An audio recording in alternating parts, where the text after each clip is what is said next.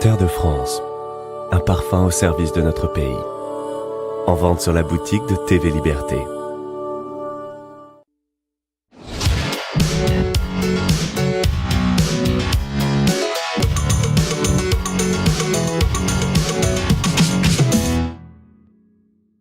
Chers amis, auditeurs et téléspectateurs de Radio Liberté et TV Liberté, nous nous retrouvons donc pour une nouvelle émission Synthèse.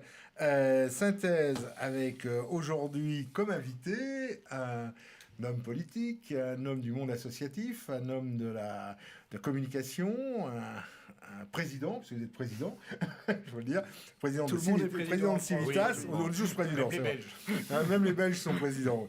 Vive le président. Donc, puisque nous recevons Alain Escada. Alain, bonjour. Bonjour Roland. Alors, si nous nous recevons, d'abord, c'est parce que nous avons le plaisir de vous avoir. Et puis, la deuxième raison, c'est parce que dans quelques semaines, vous allez organiser un événement très important en région parisienne, à Rungis, sur 2 jours. C'est un peu copieur, moi. Je vous assure, je vous promets, Roland, que nous avions l'idée avant que vous ne la réalisiez, et nous avons été finalement un peu surpris que nous pensions à la même chose au même moment. Et vous étiez en octobre. Mettez-vous d'accord, c'est une bonne idée. Il y a que les grands esprits qui se rencontrent. Voilà. Non, je plaisantais, bien entendu. Et c'est une très bonne chose, parce que c'est vrai que les journées de synthèse du mois d'octobre dernier ont été un gros succès. On était un peu inquiets, c'est vrai, parce que nous avions fait sur 2 jours, nous avions préparé sur 2 jours. Est-ce que ça allait marcher ? Puis finalement, ça a très bien marché. D'ailleurs, au mois d'octobre, les 10 et 11 octobre prochains, ça sera renouvelé. Donc, eh bien maintenant, on a l'occasion de se retrouver au mois de mars. Plusieurs fois sur 2 jours, au mois de mars, donc les 28, samedi 28 et dimanche 29 mars à Rungis, pour les 4e journées, la 4e fête du PRL. Absolument. Voilà. Alors, tous nos amis sont évidemment tous les bienvenus. C'est un moment agréable. C'est un moment où on se retrouve entre amis.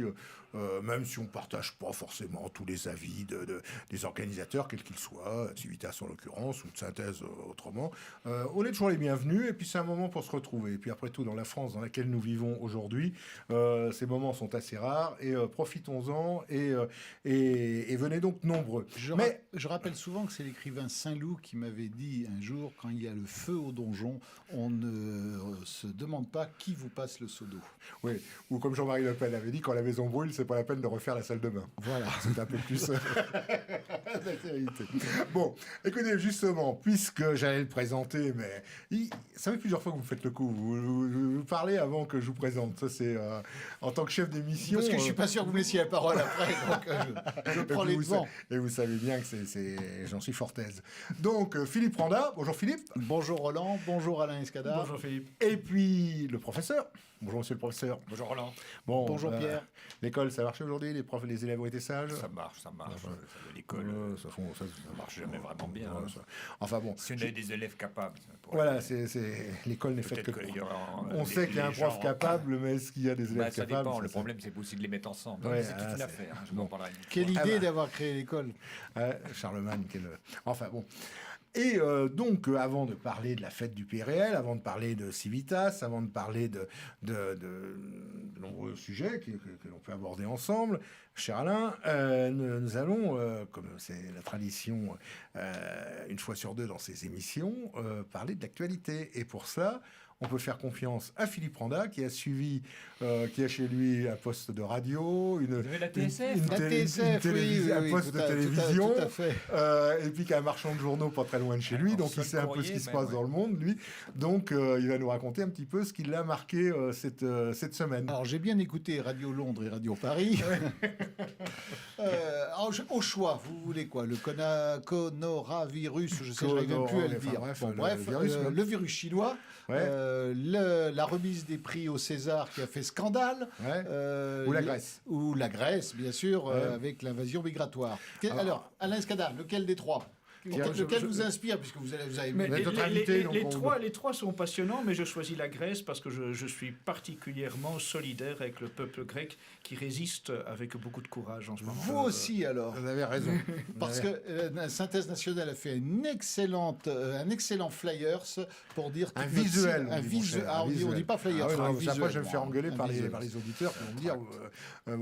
Un tract. Le comme monsieur on en disait noir, avant, là, voilà. oui, voilà, un tract. Voilà. Pour Mais dire toute si- notre Solidarité solidarité avec le courageux peuple grec qui se prend L'exemplaire. l'exemplaire qui se prend bientôt 2 millions de migrants sur la tête. Oui, c'est Pour une pas marée. dire en pleine face, voire davantage si vulgarité. C'est terrible.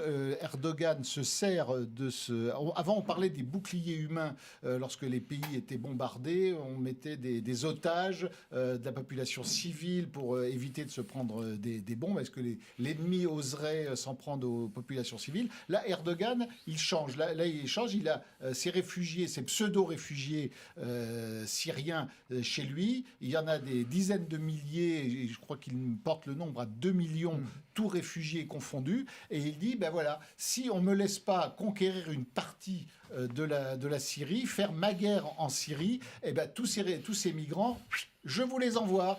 Et on va se prendre 2 millions de migrants de plus que ceux déjà accueillis, notamment le million de migrants accueillis par Angela Merkel il y a maintenant 3 ans en Europe, en Allemagne.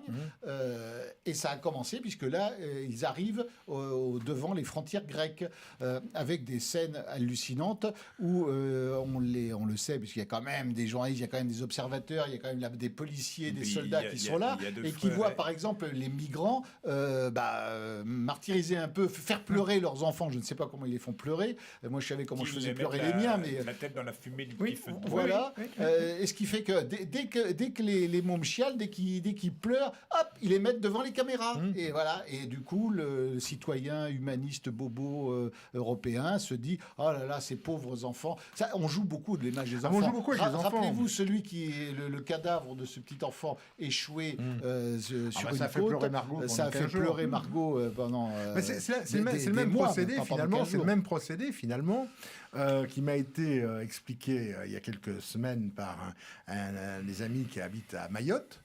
Comment les Comoriens qui veulent venir à Mayotte, parce que vous savez que Mayotte est devenu un point d'attraction pour tous les Comoriens qui ont voulu leur indépendance il y a 30 ans, et Mayotte est restée française, donc c'est devenu un département français depuis, je ne sais pas si c'est ce qu'il y a de mieux, mais enfin bon, c'est comme ça, mais et donc avec les lois françaises, évidemment, et les avantages aussi de la République française.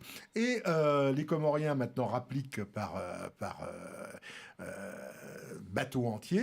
Et dès que les vedettes de la marine nationale ou de la douane essaient de les intercepter, ils jettent un enfant à l'eau. Il faut savoir que là-bas, l'eau, c'est pas il n'y a pas de crabes au fond de l'eau, il y a des requins partout. Et alors, évidemment, que font les militaires et les douaniers? Ils vont sauver l'enfant d'abord. C'est-à-dire les salauds, parce qu'en fait, les C'est douaniers, salauds, les gardes-frontières sont les salauds. Oui, c'est les salauds qui les empêchent de venir. Alors ils vont essayer de sauver le gamin qui est à l'eau, qui risque les de salauds, ils le faire sauvent. bouffer par les requins. Non, Et pendant ce temps-là, les autres continuent à sauver arriver. l'enfant. Et une fois qu'ils sont sur le sol français, Et les requins disent rien. les requins, On leur enlève un peu le pain de la bouche, quand même. ils devraient manger les douaniers finalement. Voilà. Il y a les protecteurs des animaux. C'est toujours la même chose. C'est une technique qui est employée depuis très très très longtemps Bien sûr. en Palestine. Les enfants qui Tout sont à fait. tués par l'armée israélienne sont tués parce qu'on les met devant. Bien Et sûr, mais ça a maintenant qu'il y a toujours été- effectivement tout le monde, il y a des gens qui filment quand même des choses plus intéressantes que ce que ne fait Griveaux. Et du coup, quand il y a des plans un peu plus larges, voilà, on voit que les bains de foule de Macron n'en sont pas et que les enfants qui sont tués par les Palestiniens étaient envoyés par leurs parents, etc. Attendez, Et alors qu'on leur là-dessus, demande de jeter des vous pierres. avez les journalistes de la presse aux L'enfant ordres. mort, voilà. Vous avez les journalistes de la presse aux ordres qui se lamentent, mais si on va bien plus loin, qu'est-ce qu'ils font les gens du système? Greta Thunberg, c'est quoi? C'est aussi une enfant, c'est moins dramatique Oui. bien sûr, mais qu'on met comme ça, qu'on met au devant pour montrer que Mais voilà. moi, Alors ce là, qui ils me ont semble- doublé parce que Greta Thunberg, c'est non seulement une jeune adolescente, mais une handicapée. Oui, en puisqu'elle plus, est alors ça frappée fait d'autisme. la deux malheureuse. raisons de plus Et de donc, pleurer donc sur là, son il y a sort. 2 raisons pour Margot plutôt de pleurer. Oui. C'est Mais lamentable. moi, si vous voulez, bon, à la limite que les mecs, ils veulent passer, hein, ils mettent les gosses de... Bon, c'est de bonne guerre, à la limite. Mais moi, ce qui me frappe quand même aussi, c'est que, oui, tous ces gens qui débarquent dans des canaux pneumatiques, les types, ils sortent de prison, hein, ou de camp. Ils ont des canaux pneumatiques, je veux dire, moi, j'en ai jamais vu sur une plage... bon, je ne jouais pas souvent. Enfin, Ouais, les vous avez pas super. sur la Non, mais plage. le type, tout d'un coup, ah ben oui, il sort de prison, tout d'un coup, il vous sort un canot pneumatique 30 places, flambant neuf, et puis le mec d'à côté a le même. Il y en a 6 ou 7. Alors, là, les autres arrivent en taxi. Je peux Alors, répondre qui à votre paye si je C'est peux quand même répondre à votre question. extraordinaire, Là, c'est il ne s'en cache pas, c'est le président Erdogan. Oui, mais alors, parce que lui a dit, ben, vous voulez, puisque c'est comme ça, je vous envoie les migrants. Lui a Voilà. donné l'ordre de fournir à Voilà. tous les migrants Et les moyens on- de mais il fait de pas se bien déplacer. le temps, si Si vous vous voulez. voulez, C'est si ça vous que je trouve absolument scandaleux, c'est que nous ne sommes pas défendus par nos dirigeants. Quoi. Oui, mais Ça va quand même assez loin, puisque on voit des images de soldats turcs qui envoient des grenades lacrymogènes vers les soldats ou les policiers grecs pour faciliter l'intrusion des immigrés sur le territoire grec. Donc on a là vraiment Une invasion. une vraie ingérence avec activité militaire de la part turque. alors, ce qui est intéressant dans cette affaire, ce qui est intéressant de remarquer, alors tout d'abord, il faut savoir une chose, c'est que tous ces braves gens là qui sont arrivés, l'une des premières choses qu'ils ont fait, ils ont commencé par aller saccager les églises. C'est ce que Bon, j'allais dire. les voilà. églises orthodoxes. Ouais, Alors, ça, évidemment, a eu le don d'agacer les Grecs qui ont quand même encore, pour certains d'entre eux, une certaine spiritualité. Et ça a surtout créé un soulèvement populaire en Grèce.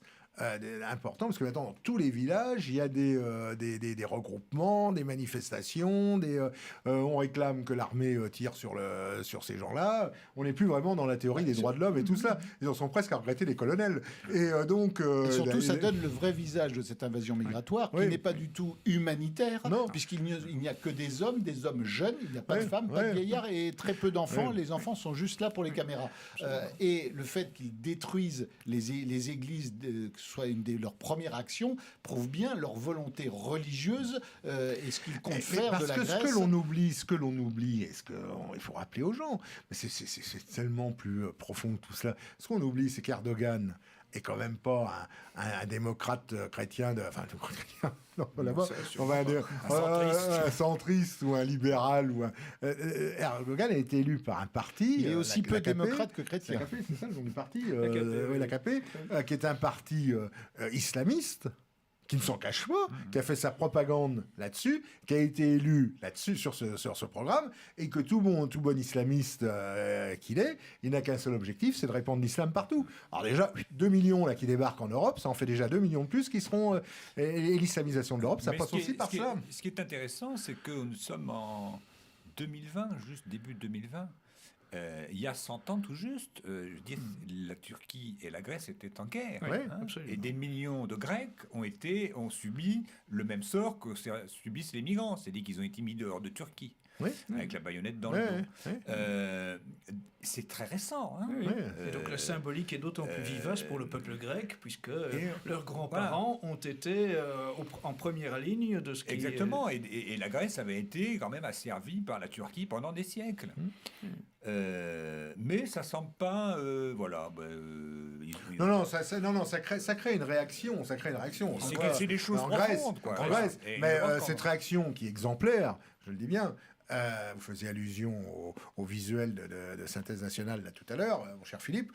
Cette réaction exemplaire du peuple grec, donc qui dit exemple, dit qu'elle doit se ça doit être se suivi. reproduire, suivi, eh bien, espérons-le, fera tache d'huile en Europe, parce que il faut quand même il faut un jour reprendre en main son destin. Il faut quand même un jour prendre ses responsabilités. Bon, c'est pas avec les charlots qui nous gouvernent que les responsabilités vont être prises. Donc un jour ou l'autre, il faudra bien changer les gens qui sont au gouvernail. Voilà, c'est tout. Voilà. Mais moi, je trouve, puisqu'il y avait un deuxième sujet, À condition qu'il y ait des gens de que le valeur. sujet aussi des, comment ça s'appelle, les Césars, là. Ah bah oui, alors passons je au César, pense que maintenant. c'est Et une on finira avec le question coronavirus. qui est un signe des temps quand même. D'abord, donc il y a une grande dame qui est arrivée, drapée dans son rideau de bain, là, ou je sais pas si c'était les rideaux de sa salle à manger, bon, pour venir compter les noirs dans la salle. Je sais pas si elle trouvait qu'il y en avait trop ou pas assez, j'ai pas suivi très bien. Mais il m'a semblé, d'abord, une chose que j'aimerais savoir, si cette dame, qui est probablement une actrice que j'ai jamais vue de ma vie, mais trouvera un rôle la prochaine fois. parce qu'elle accuse M. Polanski, Weinstein et un tas de gens qui font partie du cinéma. Il y a des gens qui produisent des films. Quand on est dans la salle des salles, ils sont là. Donc si on trouve que c'est pas bien qu'ils sont blancs, qu'ils soient ceci, cela, aura-t-on un rôle? Bon, quand on est Martel, d'abord. Et il y a quand même un moment où les gens, ils en ont marre. Hein, et il y a beaucoup de gens qui subissent, voilà, c'est le milieu du cinéma, mais je crois que là, il y a un point qui est atteint. Hein, Mais je pense que le la fait bête commence à se manger. la et les remise, gens... la remise d'un prix à Roman Polanski qui était cloué au pilori alors là on ne parle plus évidemment de cinéma, d'œuvres, de talent, le problème il n'est plus là, mais il est clair que de lui avoir donné le prix du meilleur réalisateur est une provocation. Et en plus, Non pas pour le réalisateur qu'il est, mais parce que c'est Roman Polanski et qu'il est au centre, effectivement, d'un scandale avec une actrice qui est devenue célèbre depuis qu'elle a dit qu'elle avait été violée par Roman Polanski il y a 25 ans, et qui évidemment en a profité pour faire tout un numéro et partir. Mais le fait que les dirigeants des Césars aient décidé de le faire, ça prouve qu'il y a une réaction quand même, et que, comme vous m'avez enlevé les mots de la bouche, c'est le système qui se bouffe. Ils sont entre eux, et maintenant ils sont divisés entre eux. Oui, vous ne pensez pas quand même que cette mascarade, parce que c'est une mascarade, les Césars, aujourd'hui, ça a toujours été une mascarade, a toujours été coupée des réalités. C'est un truc qui touche un microcosme de 0,03% de la population. Pour la première fois, il se passe quelque chose qui, à mon avis, quand même révélateur. Oui. Parce que si vous voulez... Et qui risque de faire exploser le cérémonie des Césars. Ça sera pas grave. C'est ça qui est intéressant. Ça serait très bien. Que le clan des Polanski et des Weinstein et compagnie soit en guerre avec le clan de la nouvelle armée noire du cinéma, c'est extrêmement intéressant. Ça en dit long sur le multiculturalisme qui est au bord du gouffre. Voilà. Je pense que quand cette dame cherchera un producteur, elle regardera l'annuaire des producteurs et elle se demandera peut-être s'il n'a pas mieux fait de se taire cette année. Ouais. Eh bien, écoutez. Alors donc, on a parlé de la Grèce, on a parlé des Césars, et le troisième sujet que vous proposiez, le coronavirus. Le coronavirus. Alors, le coronavirus, écoutez, le virus chinois, allez, c'est plus simple. Écoutez, pour avoir pris conseil auprès de médecins, ils ont tous été unanimes à dire que ce n'est qu'un virus de grippe qui se propage, certes, qui fait des victimes limitées, toujours des personnes âgées ou déjà malades, assez déficientes physiquement. On en fait une pandémie, on ne parle plus que de ça. On a bloqué le système économique, on a bloqué l'économie chinoise. Ça arrange bien Trump. On en parle aujourd'hui, on ne parle que de ça dans les médias. Emmanuel Macron, brusquement, supprime ses voyages, supprime ses rendez-vous et tout pour s'occuper de cette pandémie, ce virus terrible, ce qui permet de faire oublier que par derrière, on est en train de faire passer le système des retraites. On ne parle quasiment plus des élections municipales qui ont lieu ce mois-ci, à la fin du mois, en même temps que la fête du pays réel. Dans 15 jours, voilà. Ce qui arrange bien le gouvernement, qu'on ne parle pas des listes de la République En Marche qui n'ont pas pu se constituer, et des probables sondages très défavorables à la République En Marche.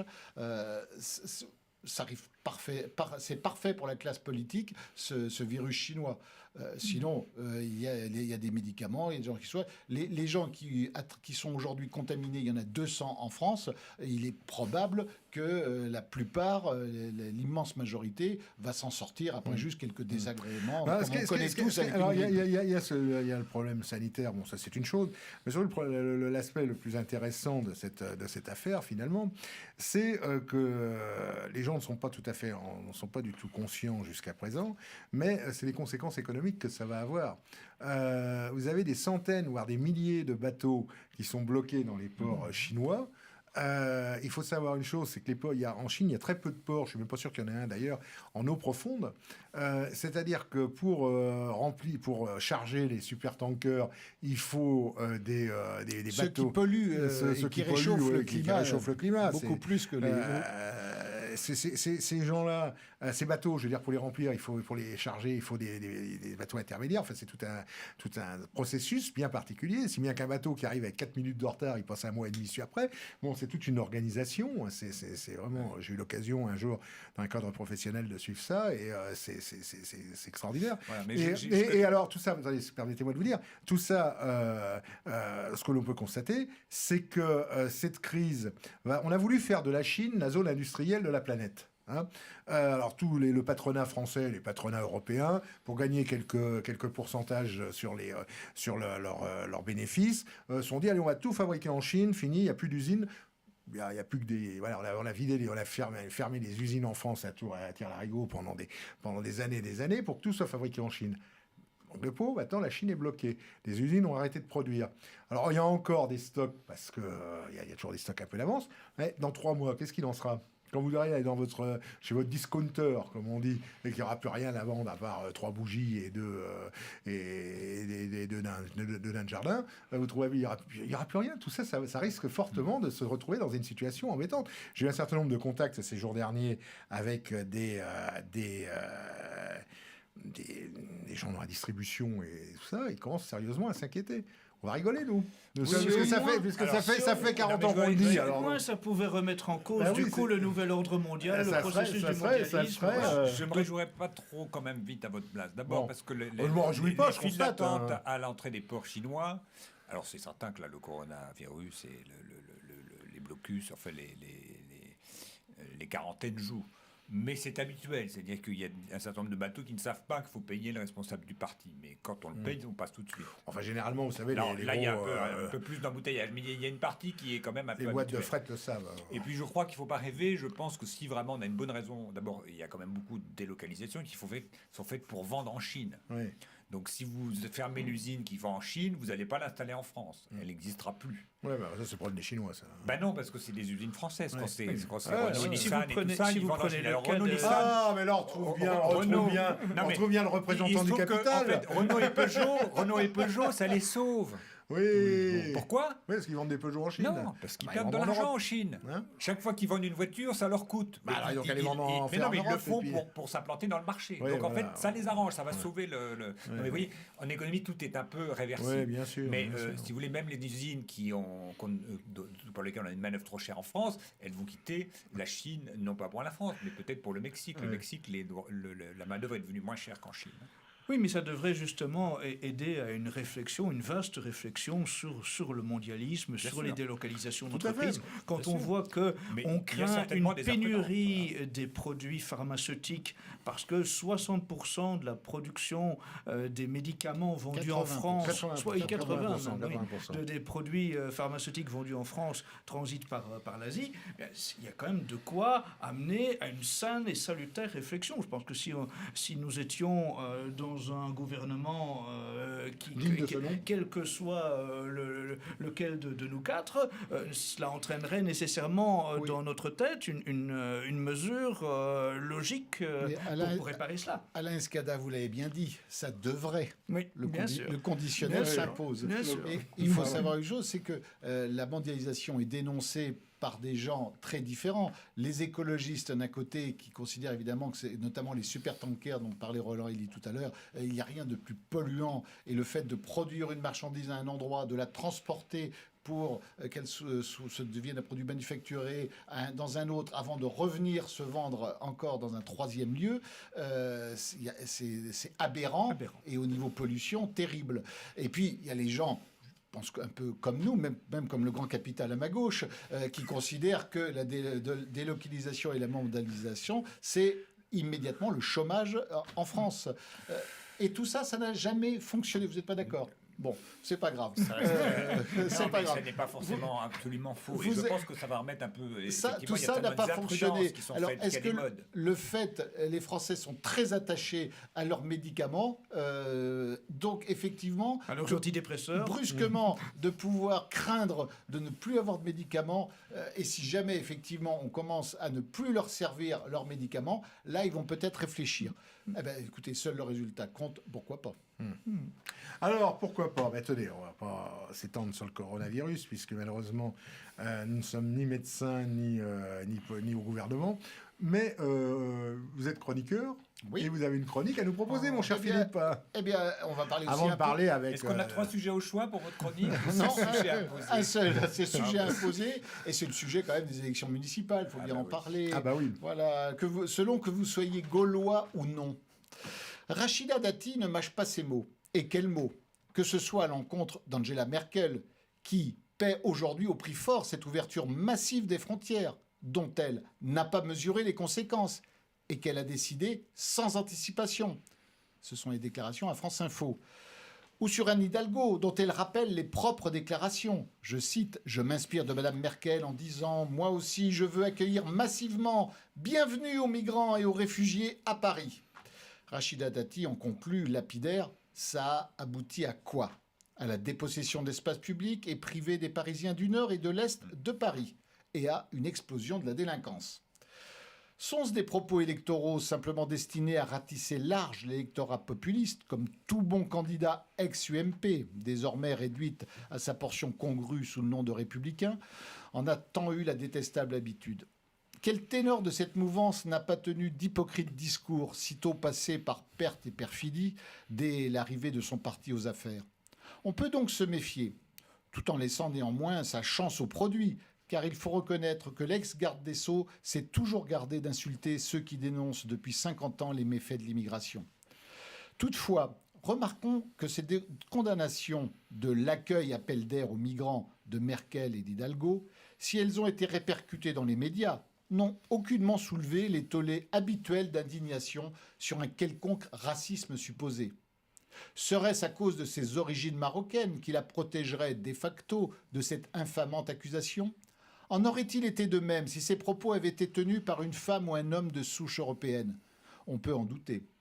La liberté d'expression, à l'évidence, n'est pas la même pour tous les Français. Et de nos jours, selon que vous serez gaulois ou non, les jugements de la bien-pensance vous rendront raciste ou pas. Ah, ouais, ouais. Rachida Dati, vous le soulignez tout à fait, fait partie effectivement des rares qui se sont toujours à peu près abstenus, enfin n'ont pas franchi en tout cas la ligne rouge. Et elle a toujours tenu des propos de bon sens. Et, oui, c'est vrai, il faut le C'est reconnaître. ce qu'avait rappelé Jean-Marie Le Pen, Exactement. qui justement il y a quelques jours disait que s'il était électeur à Paris, il voterait Rachida Dati pour faire échec à Anne Hidalgo, et parce que lorsqu'ils étaient ensemble au Parlement européen, C'était elle a la toujours été rare correcte qui souhaitait- avec Enfin, lui. Brice Hortefeux et de Mais Rachida je pense que Dati quelqu'un comme lui-même. Rachida Dati ne doit avoir aucun complexe et surtout aucune soumission à la bien-pensance. Bah, le deuxième aspect de la chose, vous avez tout à fait raison, Philippe, mais le deuxième aspect de la chose, bon, alors bien sûr, il y a les listes, il faut le signaler, d'Union nationale, enfin, je ne sais pas si on peut appeler ça comme ça, mais enfin, en tout cas, sur lesquelles on retrouve des candidats du Rassemblement national, les listes de M. Federbusch, et Qui ne pourra malheureusement pas se présenter dans tous les dans tous les arrondissements, où il y a les listes du sympathique Monsieur Campion, Avec Jean-Marie Bigard, Avec Jean-Marie Bigard, qui qui était est l'autre venu jour invité, l'invité, qui qui était est- l'invité du bistrot Liberté de Martial Bild. Exactement. semaine Vous dernière. pouvez regarder cette émission qui en vaut la peine. Et puis, si raisonnablement on veut battre Anne Hidalgo, qui a quand même été la pire catastrophe que Paris ait eue depuis une 1870. qui Ouais, sont- écoutez, on m'explique que c'est la candidate des bobos. C'est les Ouais. fameux bobos, gauchos, Ouais. humanisto, écolo, tout ce qu'on veut. Ok, mais ces habitants de Paris, quels qu'ils soient, ils doivent voir quand même la réalité de la vie à Paris. Mais oui, la mais non, crasse, mais la non, saleté, mais les non, rats, les mais embouteillages. non. Parce que le Ils problème voient des pas voitures, ça. on a criminalisé les automobilistes, mais les automobilistes sont toujours là, les voitures sont toujours Mais là. non, ils ne voient Oui, pas mais ça. parce qu'ils ne voient pas ça, mais alors, ils les voient- gens ont voté avec leurs pieds. Hein. Il y a une hémorragie de trentenaires à Paris. Les écoles ferment, hein, l'école rue Littré, les écoles ferment dans des arrondissements où il y a Ah, des, c'est les il y a écoles des fermes, les immeubles. professeurs non plus. Non, avoir- mais donc il reste quoi? Des gens qui sont sans voiture, qui sont étudiants, tout ça. Qui Oui, mais s'en les fichent. voitures elles sont quand même là, ils les voient. Moi, quand je viens à Paris, j'essaye de ne pas mais venir en moi, voiture. Écoutez, moi j'ai mais une les voitures, conversation je les très vois toujours. intéressante. Il y a c'est une génération, c'est tout à fait. D'abord, ils ne se rappellent pas que Paris était propre. Ils pensent que Paris a toujours été un cloaque. ils pensent que Paris a toujours Paris été le a réceptacle jamais de la été misère du formidablement monde. propre, mais Si, pas, sous mais Chirac, pas une ouais, décharge ouais, publique. sous- Sous l'artillerie, Chirac, on euh. était plumés, mais ils payaient les balayeurs. Là, maintenant, on est plumés et on paye plus rien. Il n'y a plus de balayeurs. D'ailleurs, ils ont été supprimés. Hein, donc, c'est pas par hasard. C'est pas juste qu'on a mis des gens plus sales. Oui, on a mis des gens plus sales. Mais en plus, on n'a pas nettoyé là où c'était propre. Puis là où il y a des bourgeois, on nettoie pas pour montrer que les bourgeois sont aussi sales que les autres, pour les punir de ne pas avoir noté un Hidalgo. Moi, ce qui me frappe énormément, Ce qui reste à prouver. c'est chez les gens de 25 ans, moins de 30 ans, la soif d'interdiction. Ils adorent, ils disent « Oh, heureusement, on ne peut plus fumer dans les cafés. » Ah, et puis, j'ai eu un déjeuner où il y avait 2 personnes, dont une était sur une. Et alors, le jeune lui disait « Puis il faut faire des pistes cyclables, puis il faut interdire aux voitures de faire ça, et puis il faut supprimer. » Ils sont drogués à ça. Drogués. Oui, mais pour interdire aux autres, chaque pas fois à qu'il y a eux. quelque chose, Les par drogués de exemple, l'interdiction. voilà, effectivement. ils C'est un beau titre de livre. drogués de l'interdiction. Le gars, ça le dérange la fumée, il faut que le gouvernement l'interdise. Alors après, les fumeurs se mettent sur le trottoir, donc celui qui est au premier qui ne peut pas dormir, il interdit le tapage nocturne. Puis du coup, les gens, je sais pas, etc. Et chacun... Et du coup, il y avait une liste d'interdictions qu'ils lui proposaient. Puis alors, puis ils peuvent... Moi, je sais pas, pendant des années, je suis allé au bureau à bicyclette, je roulais sur les routes. Quel est le problème de ne pas avoir un boudin de granit? Mais de toute façon, il ne sert à rien leur piste cyclable parce que je marche dedans. Parce que sur les trottoirs, il y a des zombies qui pianotent sur leur portable et sur la route, il y a des voitures. Donc le seul endroit sûr pour un piéton, c'est la piste cyclable. Enfin, les mêmes qui veulent tout interdire ne veulent pas interdire toute façon, c'est contre ma religion de d'accueillir marcher les là où migrants on me à dit Paris. marcher. Alors, mes amis, pour faire le procès d'Hidalgo, il se fait de lui-même. Tout ça pour vous dire qu'on peut comprendre la position d'un certain nombre de leaders nationaux qui disent aujourd'hui, si on veut battre Hidalgo, votons Rachida Dati. Alors après, on peut toujours dire oui, mais Rachida Dati, elle est marocaine et tout ce qu'on veut. Bon, d'origine française, mais d'origine marocaine.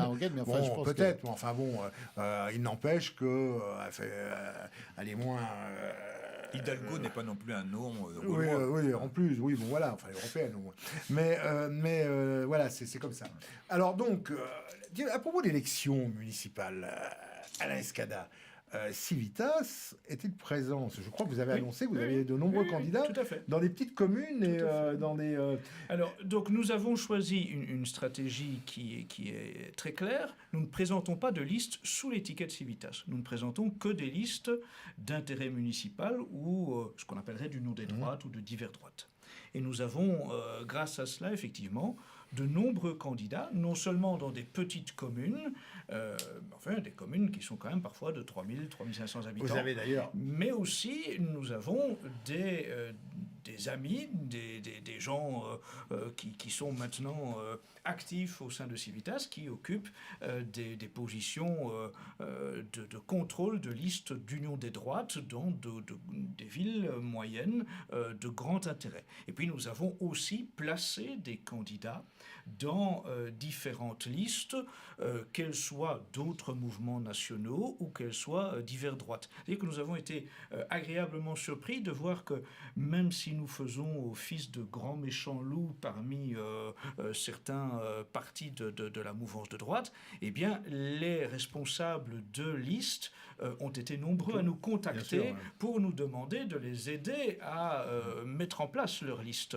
que ce soit le Rassemblement national, que ce soit d'autres mouvements nationalistes ou patriotes, que ce soit des listes de droite, de divers droites. Non Eh bien, marquées. nous avons été vraiment souvent contactés. Je crois que alors d'abord, vous avez eu les honneurs de Libération il y a quelques jours, puisque Oui, vous avez fait qui une n'a rien entente. compris. Oui, D'ailleurs, oui, c'est assez amusant qui a- de voir que ces journalistes n'ont même pas eu l'intelligence de me contacter pour en savoir un peu plus sur la démarche qui avait été la nôtre. Et donc, ils écrivent tout et n'importe Oui, quoi. oui, c'est- Mais c'est- en attendant, voilà. Le ça grand fait méchant parler. loup, le grand méchant loup. Et donc, d'ailleurs, ils ont eu il a quand même eu l'information, enfin de rappeler que cette entente que vous avez Oui, aussi concrétisée avec la dissidence française. Et Nous avec la Ligue recevions du la Midi. semaine dernière Vincent Vauquelin. Vous avez la Ligue du Midi de notre ami De Richard Richard Roudier. Roudier. Vous avez conclu une alliance sur ce principe justement de présenter des candidats non marqués politiquement, mais qui peuvent jouer un rôle dans les communes demain. Et ça a été repris par dans Libération. D'ailleurs, c'est à dire ce qui a été concocté. Scellé chez vous. Aujourd'hui de synthèse nationale. D'ailleurs, j'en suis C'est fortaine. tentante était tentante. Il fallait quand même le rappeler, quoi. Donc, un peu de publicité pour sa crèmerie. Et alors, donc, donc vous allez avoir certainement de nombreux élus, parce que j'ai vu des tas de gens. Et des maires. Et des maires. Nous avons déjà la certitude d'avoir des maires, puisque vous avez désormais des endroits où il n'y a plus de candidats. Il n'y a plus de candidats. Il n'y a plus de candidats dans certaines communes où il n'y a qu'une seule liste. Et nous avons nombreux amis. Des maires par défaut, mais enfin, ce sont des maires. Et au moins, ça va sauver les communes. Remarquez, Roland, ce sont des électeurs pour les sénatoriales. Exactement. On peut déjà des signatures pour la présidentielle. Des signatures pour la présidentielle. Etc. Pas seulement les maires, mais les conseillers municipaux. Non, pas les conseillers municipaux, ils ne peuvent pas signer pour la présidentielle. Non, mais ils peuvent être candidats dans les villes assez grandes pour les sénateurs. Un peu être électeurs. Et nous avons, et d'ailleurs, bon, il faut aussi reconnaître que les événements font que le vent, à quelques jours, en tout cas à 15 jours des élections, c'est quand les dates des élections 15 et 22 mars, des élections municipales, le vent peut donner un sérieux coup de pouce à l'ensemble des forces nationales. Et il est tout à fait intéressant de suivre aussi tous les listes du Rassemblement national qui sont présentes et qui risquent de faire des scores, espérons-le, feront des scores tout à fait positifs. Ça va être Ceci dit, il est significatif d'observer que ce sont surtout des listes sans l'étiquette du Rassemblement national qui vont être amenés à faire les meilleurs scores. Il y a quand même une logique. L'élection municipale, tous les partis quasiment se cachent leur étiquette. Non, mais ne cachent pas parce qu'ils se veulent effectivement des listes toujours d'ouverture. Donc que ce soit des listes socialistes, La République en marche, Républicains, Rassemblement national ou autres, c'est un mauvais procès de leur dire ils cachent leur étiquette. Ils cachent pas leur étiquette. C'est logique, ils le font tous de cette façon. Mais ça n'était pas nécessairement le cas encore lors de la précédente élection, dans la même proportion. Plus fréquent dans les grandes villes. Avant, dans les grandes villes, il y avait quand même des étiquettes. Voilà. Les deux grandes étiquettes qui étaient l'étiquette socialiste et l'étiquette ex-UMP, les Républicains, vu que ce sont des partis qui sont, comme je le disais dans ma chronique, réduits maintenant à leur portion congrue, c'est les plus vendeurs comme étiquette. Quant au Rassemblement national, tout le monde sait, puisque généralement Marine Le Pen est en photo avec les candidats, ou que ce sont déjà des candidats comme Louis Alliot à Perpignan qui sont connus comme des responsables, ils n'ont pas besoin de l'étiquette. Il y a quand même pas mal de candidats du Rassemblement national qui pensent qu'il est plus judicieux de ne pas trop se montrer avec Marine Le Pen en ce moment. Je ne sais pas si ça vous a semblé pas échappé. Ça, c'est un autre problème. Bon, mais ce qui est vrai... On sent l'empathie de Roland Hélie pour Marine Le Pen. Ah non, pas du tout. Ah non, là, vous faites un procès, attention. Moi, j'ai pas du tout d'empathie contre personne. D'antipathie, je veux dire contre personne. J'ai pas d'antipathie. Le professeur, je vous en prie, gardez vos réflexions pour vous. L'une est en liquidation, l'autre est en liquéfaction. Si vous me permettez... je finis de répondre, là, parce que... Non, j'ai pas d'antipathie contre quiconque. Après, on peut trouver que les choses sont gérées d'une manière plus ou moins fantaisiste. Plus pour les uns que pour les autres. Nous n'avons pas d'ennemis à droite. Voilà. C'est la première des choses. Ça, c'est la première chose. D'ailleurs, ici, nous invitons tous ceux qui veulent bien venir. Nous avons à l'Escada aujourd'hui, nous avions Vincent Vauclin l'autre jour, nous aurons Thomas Joly dans quelques jours, Pierre Cassin, enfin, bref. Pas d'ennemis à droite, Marine Le Pen est-elle de droite, c'est ça? Ah bah, je lui enlève les mots de la bouche. Là. Question. Enfin, si elle veut venir, on peut la recevoir, hein, pourquoi pas. Elle nous le dira. Elle nous fera savoir si elle veut venir. Elle est la bienvenue, il n'y a pas de problème. Voilà. Bon, alors, je voudrais revenir aux élections municipales et sur un côté qui n'est pas politique mais qui est légal, pour m'être entretenu avec de nombreux responsables de listes dans des petites villes non politiques ou avec des gens politiques, il y a un problème qui est récurrent pour toutes les listes, c'est cette fameuse parité. Parce qu'il faudrait peut-être maintenant qu'on pose la question. Moi, je trouve humiliant qu'on ait imposé la parité, humiliant pour les femmes, pas pour les hommes, mais pour les femmes, qu'elles soient imposées par leur sexe et non pas par leur valeur. Déjà, quelque chose de ce profondément scandaleux, Tout à fait. moi qui me heurte. Et en plus, une liste où il y aurait une majorité de femmes de qualité performante, on serait obligé d'en enlever certaines pour mettre des hommes afin de respecter une égalité complètement stupide. Et on se demande ce qu'on fera des transgenres, puisqu'il faudra... Et les trouver transgenres, dans quelle Le catégorie les troisième, mettons alors voilà. quel pourcentage Effectivement, mais en plus, ça pose des problèmes à toutes les listes, à toutes. Alors là, les grandes, les petites, que ce soit la République en y marche, compris celles ou- qui revendiquaient cette parité. tout à fait. Et aujourd'hui, ça empêche des listes à des gens de se présenter. Ça fausse le scrutin électoral. Cette parité est imposée depuis plusieurs élections et je dirais c'est de mal en pis. À chaque élection, on a de plus en plus de mal à trouver déjà suffisamment de candidats et en plus à respecter cette parité qui est obligatoire. Tout à fait. Et donc ça favorise aussi le nivellement par le bas des élus, parce que ça nous amène à avoir une série d'élus par défaut qui ont vraiment une absence de culture politique. D'autant plus que vous savez que depuis quelques années, on ne peut pas se présenter plus de 2 ou 3 mandats. Oui, un maire, le nombre de mandats est limité.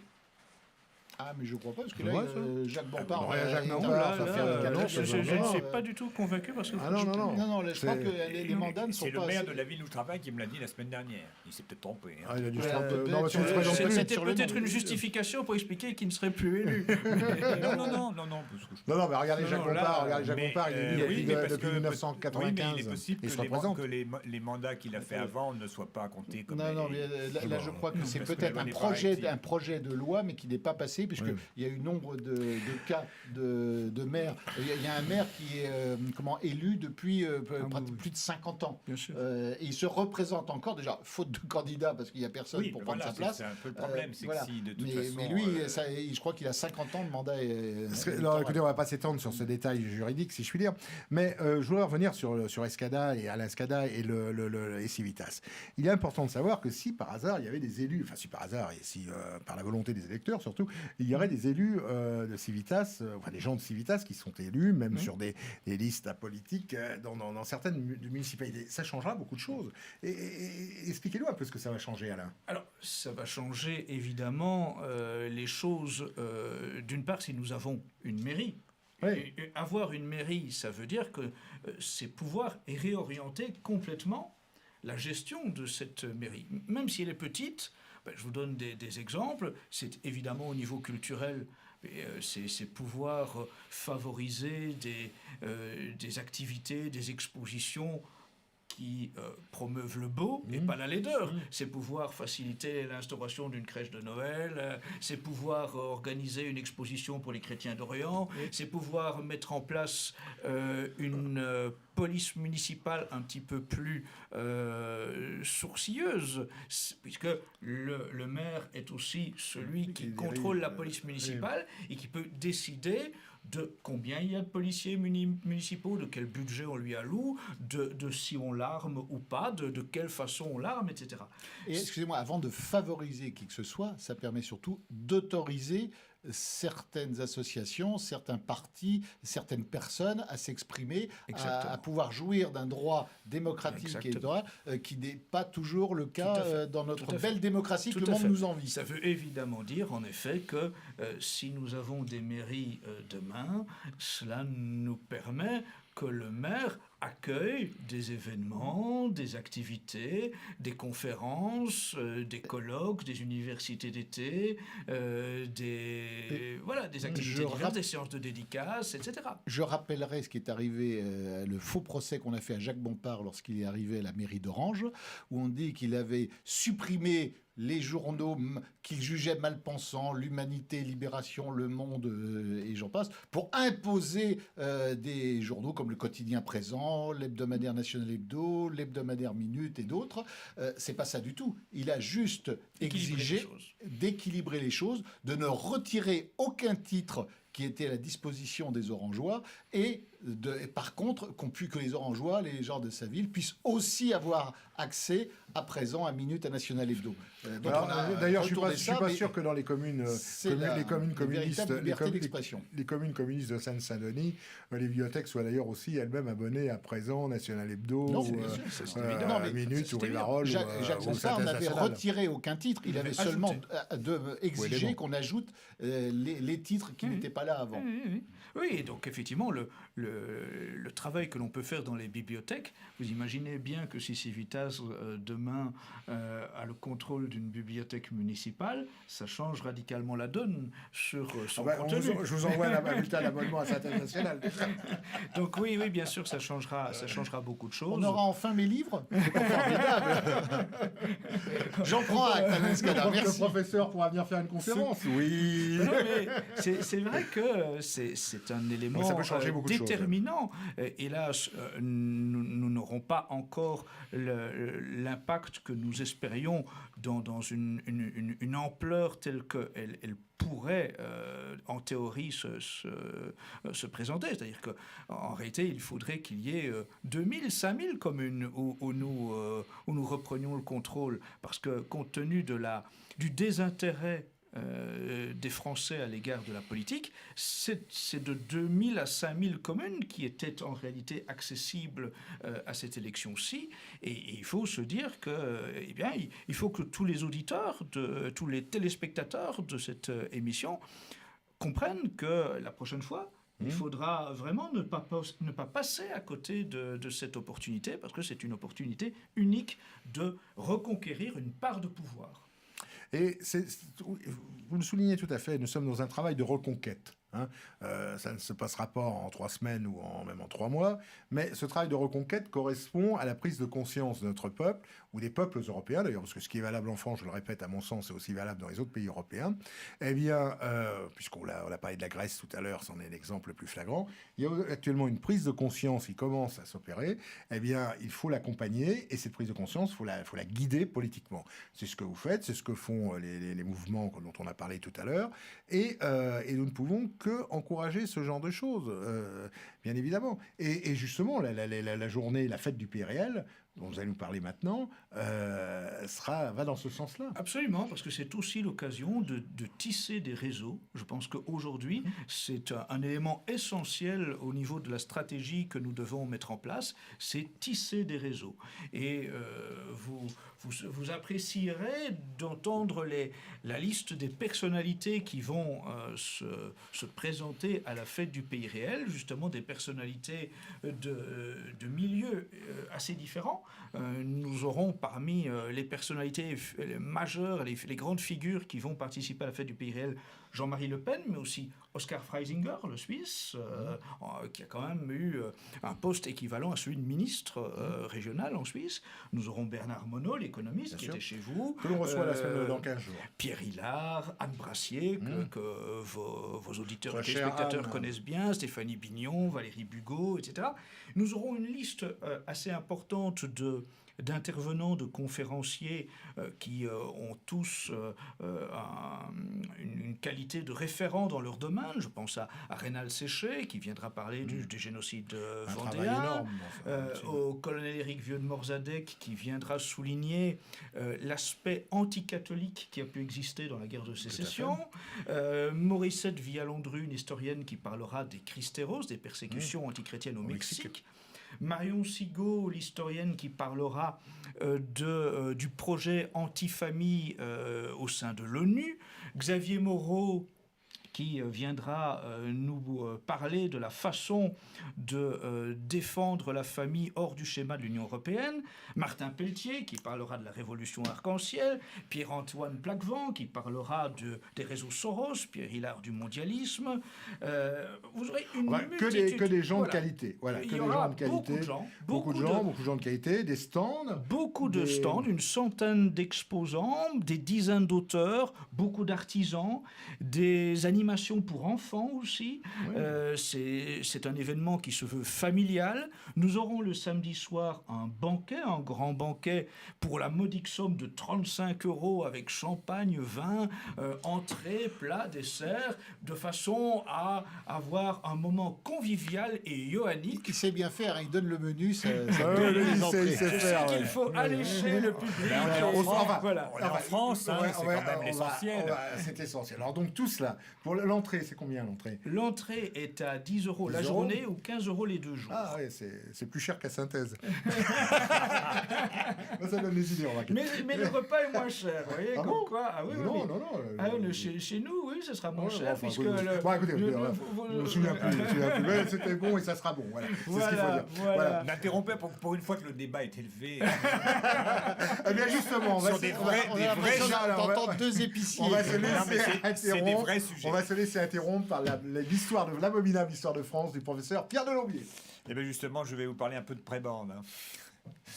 On est sous la Révolution. Oui. Et donc, vous avez vu que Bonaparte avait fait ses preuves en érigeant des pyramides de cadavres en Égypte pour prétendre au titre de sauveur de la République. C'est Edmund Burke, le penseur britannique, qui avait prévu que la Révolution finirait par le sabre. Eh ben, il apparaissait que ce sabre serait celui d'un artilleur. Il était en effet temps de remplacer la guillotine, qui a quelque chose évidemment de vertueux, mais en même temps triste et monotone, qu'elle soit remplacée par le canon, qui est beaucoup plus gai et beaucoup plus héroïque. Hein, ça fait boum, la fumée, tout ça. Les enfants aiment beaucoup. Le canon fait mieux danser que le son du violon, dit-on dans la chanson. Voilà. Mais toujours en Égypte, hein, notre ami Bonaparte. Mais il sent que ça va tourner mal. Et alors, qu'est-ce qu'il fait? C'est un général. Et il fait ce qu'aurait fait n'importe quel chef en campagne. Il abandonne ses troupes à leur triste sort. Hein. Quoi de plus naturel? Sous le commandement de Kléber, qui sera ensuite assassiné, et puis on en parlera, celui qui l'a assassiné. Enfin bon, c'est les mœurs égyptiennes, hein, tous ceux qui aiment les voyages, ils savent que c'est extrêmement pittoresque. Et donc Napoléon prétexte une petite randonnée dans la campagne, et il rentre en France en secret. Et après une capitulation humiliante, ce qui restait de l'expédition fut rapatrié par la marine britannique. Alors je le souligne, j'ai du mal à me documenter là-dessus, mais parfois on se demande comment l'escadre française a pu arriver en Égypte, où Nelson l'a détruite. Et puis quelquefois on se demande comment Bonaparte a pu rentrer, sans être pris non plus, vous voyez. Alors pour ce qui est à l'aller, on pense que Talleyrand avait manigancé ça un peu à Alexandre. Il laissait donc l'armée aller en Égypte, et après vous brûlerez les bateaux, ils ne pourront pas revenir, ça fera ça de moins. Voyez.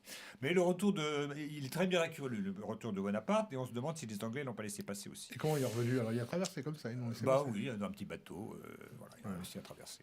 Et puis bon, et les Britanniques quand même ont eu la bonté de rapatrier en France tous les soldats français, hein, donc pendant que Bonaparte faisait l'homme politique. Et donc, qu'est-ce qui s'est passé pendant son absence? Le traité de Campo Formio avait été signé, donc comme c'est un traité de paix, la République avait bien sûr continué la guerre, et elle avait mis hors d'état de nuire tous les puissants voisins menaçants de la France, et les États pontificaux, hein, le pape Pie VI mourra en détention en 1799 à Valence, et puis la Suisse, hein, qui est aussi une menace universelle, et c'est la seule invasion que ce pays est connu d'ailleurs, du XVe siècle à nos jours. Et le 9 octobre 1799, donc, Bonaparte débarque à Fréjus. Alors, pas pour sauver la France, puisque il y avait quand même les gens, quand on les attaque, qui finissent par riposter. Mais Masséna les avait vaincus à Zurich, d'une part, et Brune en Hollande. Donc, la situation militaire était impeccable. Donc, il vient sauver le régime, c'est-à-dire le Directoire, dont la situation politique était critique. Et les oppositions royalistes, et jacobines d'ailleurs, reprenaient vigueur. Et alors la solution, puisque de toute façon le Directoire était une dictature inavouée et camouflée, c'était de garder la dictature et d'enlever le camouflage, hein, et de le remplacer par un régime ouvertement dictatorial. Ça n'a pas été fait en un jour, mais là, sous le consulat, on ne se cache presque plus. Et donc, le coup d'État ne renversa le régime que pour le sauver, hein. Et le 18 Brumaire, c'était le 9 novembre, deux des membres du Directoire, Sieyès et Ducos, donnèrent leur démission. Et Barras, sans le faire exprès, il a presque fait réussir le coup d'État parce qu'il n'était pas content, il s'est démis lui aussi. Et du coup, comme sur 5 directeurs, il y en a 3 qui étaient démis, et que 2 de ceux qui étaient démis vont devenir consuls, tout ça s'est passé très très bien. Et donc, Il démissionne et puis on dit, oh là là, il y a un complot. C'est drôle. Alors on envoie les 2 chambres, les anciens et les 500, à Saint-Cloud, à l'abri. Hein, avec des soldats, bon, tout ça. Et puis on nomme Bonaparte gouverneur de Paris pour sauver. Hein, donc en fait, la pièce qu'on joue, c'est sauvons la démocratie, vous voyez. Hein, elle n'a pas pris au César, mais elle pourrait.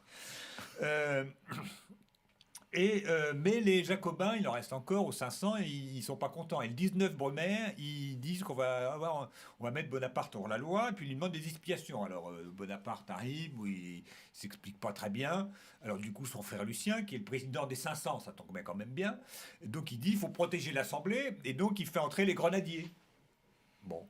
Et qui, eux, se font très bien comprendre. Avec leur bonnet à poil, baïonnette au canon, il n'y a pas besoin de plus d'explications. Donc, les députés se drapent dans leur toge et une partie saute par la fenêtre. Enfin bref, ça s'égaille comme une volée de moineaux. Et Bonaparte devient donc syndic général des intérêts réunis des profiteurs de la Révolution. Alors, pour donner un peu de style antique, on appelle ça premier consul. C'est plus simple. Et les 2 autres consuls sont Sieyès et Ducos. Et il dicte immédiatement une constitution, puisqu'en tant qu'officier d'artillerie, il est docteur honoris causa en droit constitutionnel. Hein, c'est tout à fait normal. Et comme on sait aussi, une constitution, c'est fait pour limiter le pouvoir. Hein, donc en général, c'est les sujets qui imposent une constitution. Ce qui est passé aux États-Unis ou ce qui s'est passé en Angleterre. Mais là, le type, il prend le pouvoir, puis il dit maintenant, je vais vous donner une constitution. Bon, elle me donne tous les pouvoirs. J'y peux rien, c'est comme ça. C'est le droit constitutionnel qu'on enseigne dans les écoles d'artillerie. Et puis après, il y a quand même un plébiscite. Mais alors, comme on vote sur des registres ouverts, etc., il y a 7 millions d'électeurs, et donc 3 millions seulement approuvent le coup d'État. Et les 4 millions s'abstinrent de prendre des risques. En fait, ils savent que, 1, ça ne sert à rien, puisque de toute façon, les résultats sont trafiqués, et que 2, c'est dangereux, puisque le vote est public. Hein. Donc il y avait quand même encore des gens de bon sens, mais ils ne pouvaient pas encore se faire entendre. Et donc voilà comment la France entre dans le consulat. Tout ça est considéré comme des pages glorieuses de l'histoire de France, vous savez, par beaucoup de gens. Tout à fait. Eh bien, on suivra ces pages glorieuses la prochaine fois. À notre époque. Dans la prochaine émission, mon cher professeur. Alors, avant de nous séparer, donc je rappelle les journées, la fête du PRL. Les 28 et 29 mars, et si je puis, laissez le numéro de téléphone, le 06 65 40 20 35, où vous pourrez réserver encore un emplacement si vous le souhaitez, le 06 65 40 20 35, parce que si des artisans nous écoutent, si des auditeurs, des auteurs nous écoutent, qu'ils n'hésitent pas. Et puis bien sûr, vous pouvez nous retrouver sur les stands de Synthèse. Il y a un site également. Et sur le site de Synthèse. Il y a le site civitas-institut.com. Il y a bien sûr différentes façons de nous contacter, par Facebook, par Twitter, que sais-je. Vous avez toutes les possibilités, non seulement de connaître le programme, mais aussi de vous inscrire. Et vous nous retrouverez donc pour sur le stand de Synthèse Nationale, le stand de 2Alpha, le stand de TV Liberté, et ce sera une occasion de retrouver tous nos amis. Une dernière chose, Philippe. Roland, vous n'allez pas le faire, donc je le fais pour vous. Il faut annoncer la parution du nouveau numéro de la revue Synthèse Nationale. La crise, elle arrive. Coronavirus, c'était marqué, j'aurais dû le lire tout de suite là, j'aurais su le dire. Globalisation, immigration, retraite, crash.